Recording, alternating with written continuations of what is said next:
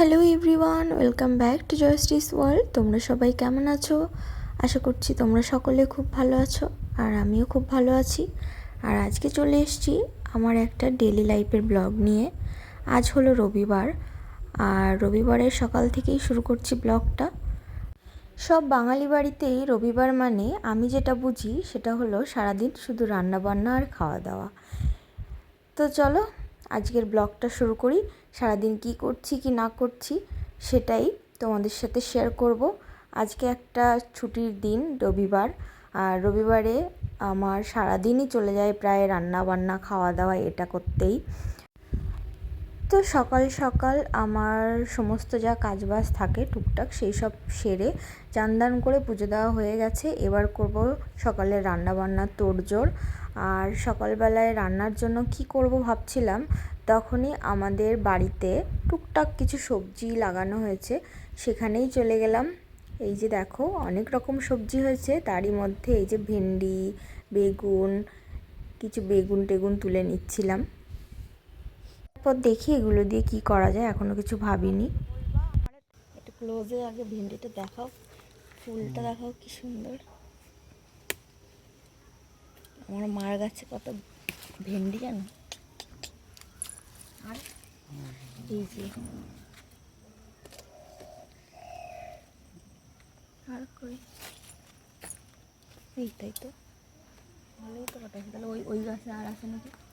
আর তাহলে সত্যি মতো খাবে ছিল। দেখো আর কোথায় কোথায় হচ্ছে তারা দেখো।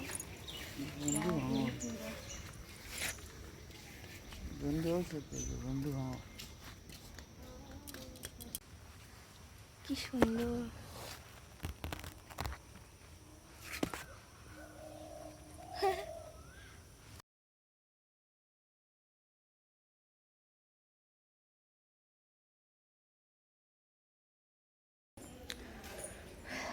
এখন খিচুড়ি আর তার সাথে হবে বেগুন ভাজা, যেটা কেবল বাগান থেকে নিয়ে এলাম। আজকে হবে খিচুড়ি, শুভ বায়না করেছে খিচুড়ি খাবে, সেই জন্য এই যে রসুন টসুন তো খিচুড়ি রান্না করব।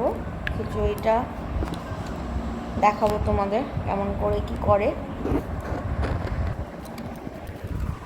এই যা গরম পড়েছে, আমার তো পুরো নাজেহাল অবস্থা। তোমরা সবাই কে কেমন আছো এই গরমে কমেন্ট করে জানিও। তোমরা কিভাবে সারাদিনের কাজবাজ করছো, বিশেষ করে রান্না বান্না। দুপুরবেলায় তো রান্নাঘরে ঢোকাই যায় না, এত গরম। আর এই যে দেখো বেগুনগুলো কাটাও হয়ে গেছে, এখন এগুলো ভেজে নেব।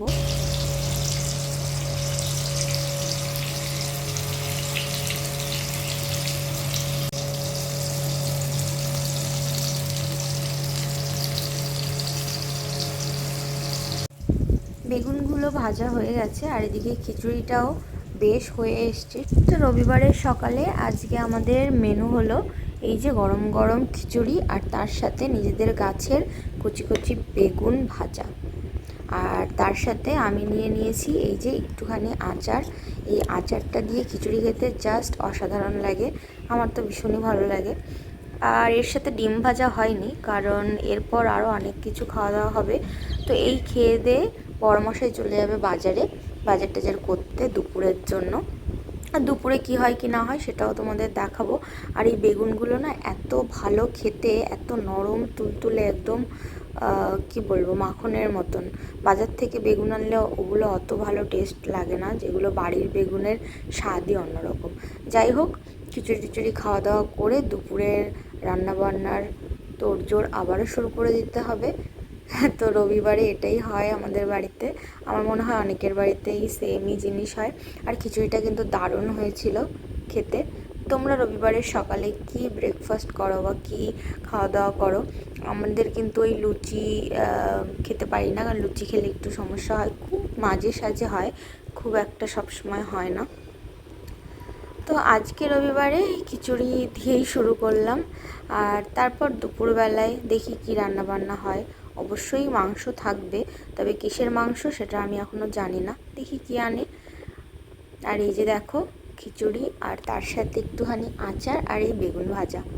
তো সকালের খাবারটা বেশ জমে গেছিলো, খুব ভালো লাগছিলো খেতে, বেশ ভালো হয়েছে খিচুড়িটা। আর এদিকে দেখো বাজার থেকে চলেও এসছে মাছ মাংস সমস্ত কিছু নিয়ে। এখানে আছে চিংড়ি মাছ, আর আছে ছোট ছোট পুঁটি মাছ, আর এদিকে আছে মাংস। বলো তো এটা কিসের মাংস? এটা হলো হাঁসের মাংস। আমি ভীষণ পছন্দ করি হাঁসের মাংস, সেজন্য হাঁসের মাংসই এনেছে। আর এখন এই যে রান্না বান্না শুরু হয়ে গেল আস্তে আস্তে। মাছটা সবার আগে ভেজে নিচ্ছি, তারপরে মাংস টাংস রান্না করব। তো তার জন্য সব জোগাড়জান্তি দেখো করেও নিয়েছি। আর এদিকে আমার মাছ ভাজাও হয়ে গেছে। তো আমি এখানে সব মাছ এখনই রান্না করব না, এখানে ছোট মাছ দিয়ে একটা কিছু করব, চিংড়িটা আমি রেখে দেব। আর এখন শুধুমাত্র ওই পুঁটি মাছ দিয়ে একটা কিছু করব, আর হাঁসের মাংসটা করব, এই করব, তেমন কিছু করব না। আর আমার বর এই ধরনের ছোট ছোট মাছ খেতে ভীষণ ভালোবাসে, আমিও ভালোবাসি। আর এই ছোট মাছের সাথে যেটা আজকে হবে সেটা হলো থানকুনি শাক নিয়ে এসছে বাজার থেকে, আর সেটা দিয়েই ছোট মাছ দিয়ে একদম গামাখা করে একটা তরকারি হবে, যেটা আমার শাশুড়ি মা রান্না করে দেবে। আর এখানে দেখো মাংসটা আমি করব, আর তার আগে মাংসটা একটু ম্যারিনেট করে রেখে দেবো। তো ম্যারিনেট আমি তেমন কিছু দিয়ে করব না, জাস্ট সামান্য কিছু মশলা আর নুন হলুদ তেল এই দিয়ে একটু মেখে রেখে দেবো। তো দেখো আমি নুন হলুদ তো দিয়ে দিয়েছি, আর আমি যে মশলাগুলো বেটে রেখেছিলাম তার মধ্যে থেকে এই যে জিরে আর আদা বাটা রসুন বাটা এই দিয়ে আর সামান্য সর্ষের তেল দিয়ে মাংসটাকে একটু ম্যারিনেট করে রেখে দেবো। আর একটু লঙ্কা দেব, লঙ্কাটা একটু পরে দেবো। তো এইভাবে একটু মেখে রাখলে কি হয়, টেস্টটা অনেক ভালো হয়। তোমরা জানো যারা ম্যারিনেট করে মাংস রান্না করো। তবে আমি সমস্ত মশলা এখানে ইউজ করিনি, কারণ আমি কিছুটা মশলা আমি কষিয়ে তারপরই আমি রান্না করব। তো এই যে দেখো বাকি মশলা আলু টালুও ভাজা হয়ে গেছে আমার, এবার রান্নাটা চাপাবো। আর মাংসের মধ্যে আলু না হলে তো আমাদের হয় না। আর এদিকে দেখো যা যা ফোড়নে দেবো সেগুলোও আমি গুছিয়ে নিয়েছি।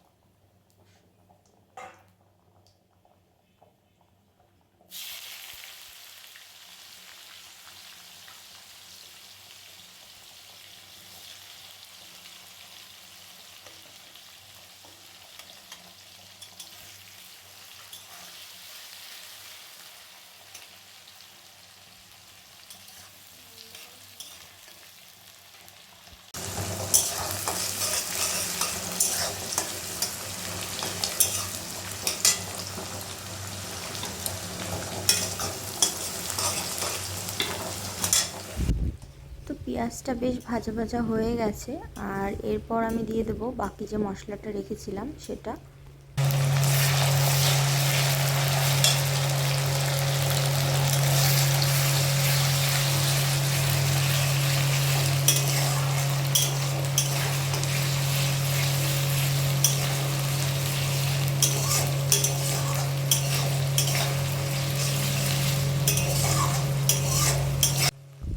তো মশলাটা বেশ কষে এসছে, আর এই মতো অবস্থায় আমি দিয়ে দেবো মাংসটা। আর আমি কিন্তু খুব কম মশলা তেল ইউজ করেছি, আর হাঁসের মাংস থেকে এমনিই তেল বেরোবে, সেজন্য আমি একটু কমই তেল দিয়েছি। আর এই যে দেখো মাংসটাও দিয়ে দিলাম।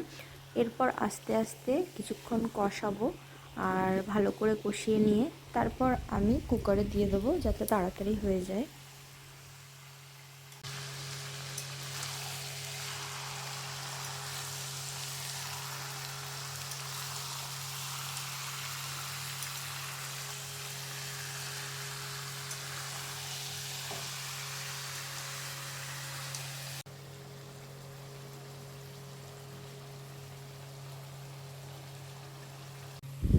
আর এই যে রসুনটা দেখতে পাচ্ছ, এই রকম গোটা রসুন তোমরা কে কে খেতে ভালোবাসো বলো মাংসের মধ্যে।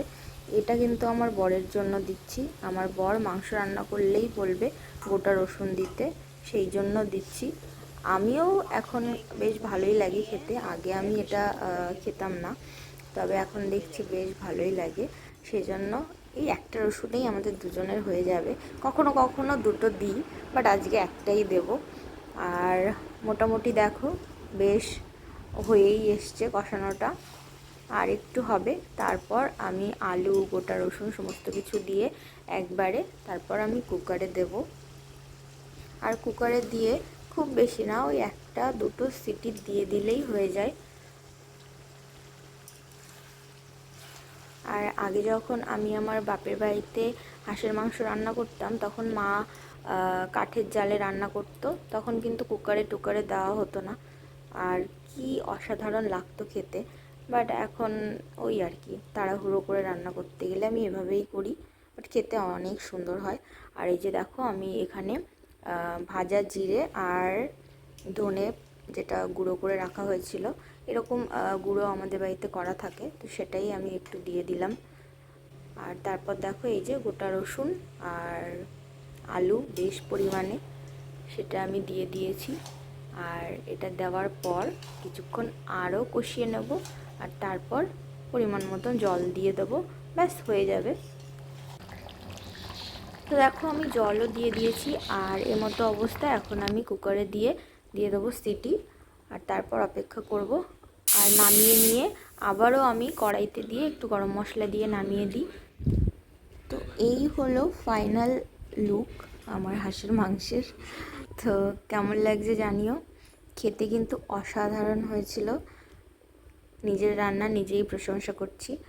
তবে যাই হোক, রান্নাটা আমি একেবারে খারাপ করি না। আর এটা ছিল সেই থানকুনি পাতা দিয়ে যে ছোট ছোট পুঁটি মাছ দিয়ে রান্না হয়েছিল সেটা, এই যে। আর এইটা আমি কিন্তু শ্বশুরবাড়িতে এসে ফার্স্ট টাইম খেয়েছি, এর আগে আমি খাইনি। ভীষণই ভালো লাগে খেতে। তো খাওয়া দাওয়া সেরে এই যে বসে পড়েছি। তো খাওয়া দাওয়া সেরে তারপর একটু রেস্ট নিয়েছিলাম, আর তারপর এই যে উঠে এখন একটু বসেছি, বসে ওই গল্প টল্প করছিলাম। আর বরকে বলছিলাম একটু ছবি তুলে দিতে, আর ও কী যে বাজে ছবি তুলে দিচ্ছিল সেই নিয়েই হাসাহাসি করছিলাম। আর এই যে দেখো এরকম শুয়ে শুয়ে ছবি তুলে দিচ্ছিল। যাই হোক, এভাবেই আজকে সারা দিনটা কাটলো। তো তোমাদের কেমনভাবে সারাদিনটা কাটলো রবিবারের দিন, সেটা কমেন্ট করে জানিও। আমার তো এভাবেই অর্ধেক দিন কেটে গেল, আর কি করব।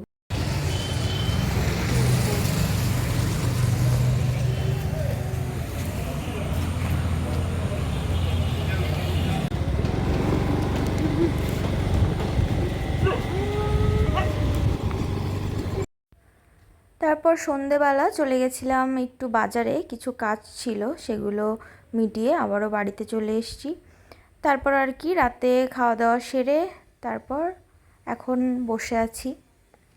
তো তো এই ছিল আজকে আমার রবিবারের পুরো একটা দিনের ব্লগ। কেমন লাগলো তোমাদের অবশ্যই সেটা কমেন্ট করে জানিও। আর তোমরা সারাদিন কি করলে কি না করলে সেটাও বলো। আর আজকের মতো এটুকুই, দেখা হচ্ছে নেক্সট কোনো একটা ব্লগে। ততক্ষণের জন্য টাটা।